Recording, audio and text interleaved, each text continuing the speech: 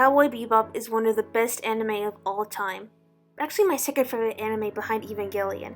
It's really a shame that I didn't watch this until just this summer. Unfortunately, like all good things, it had to be massacred. This time by Netflix doing yet another live-action anime remake after the masterpieces that were Death Note and Ghost in the Shell. Oh, and they're also making live-action One Piece, so go figure. You know, I just don't get live-action remakes outside of money, of course. To me, live-action remakes are just an insult to animation.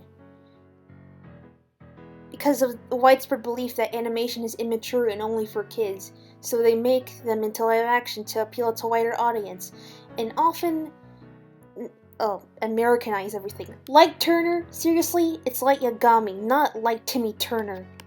Another reason why I don't like live-action remakes is that animation is so limitless. You could do basically anything, and live-action doesn't have that kind of quality. So, attempts to be cartoony in live-action are just so bad. You know, take Radical Edward for example.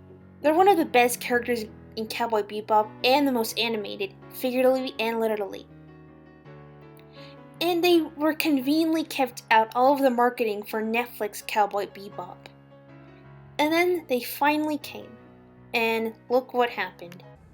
Spiegel! Yeah, this fish-eye camera shot is not endearing in the slightest. You know what this reminds me of?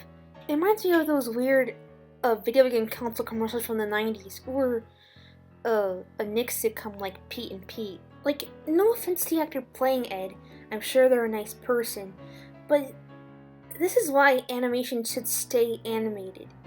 Edward's cartoony mannerisms just don't translate well to live action at all. Not only that, there's also genius writing like this. Sounds to me like blackmail. You're damn right it is, because, Jet, you are black and you are male. Oh my gosh! You know, I had no problem with them turning Jet black, because, you know, he did have a black voice actor in the English dub of the original anime, but it seems like they only turned him black just to make that awful racist joke. What was going on in the writer's room? That's your signature mark, Manly. You gave the go-ahead to defrost my ass. Why? Just why? Unfortunately, this isn't the only live-action spin-off of an animated property I'm going to talk about in this video. Nickelodeon decided to make a live-action movie based on The Loud House. Again, please don't harass anyone involved with this movie because I know that the actress who played Lynn in the movie got a lot of hate from the dumb part of the Loud House fandom.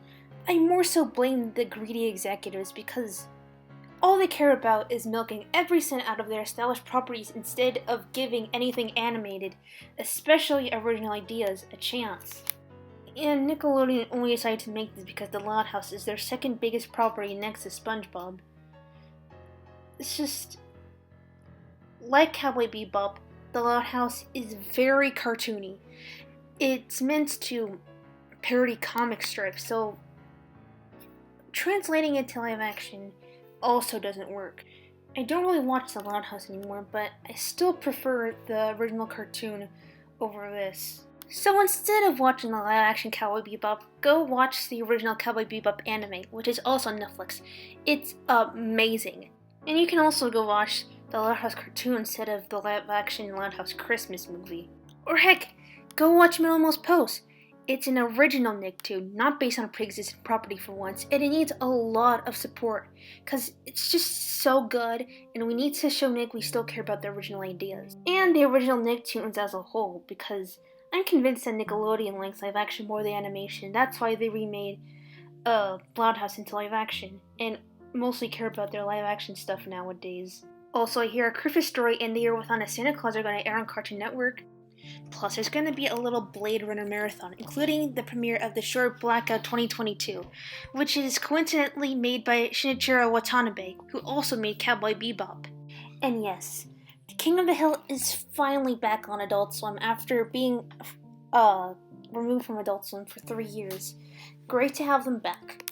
So I guess what I'm trying to say is, there's so much good you can watch and enjoy. instead of obsessively watching and hating on something you know you're gonna dislike. That's not healthy. So instead of watching those live action remakes, I'm just gonna watch stuff I do like, and I suggest you do the same. And that's it for this video. Peace out.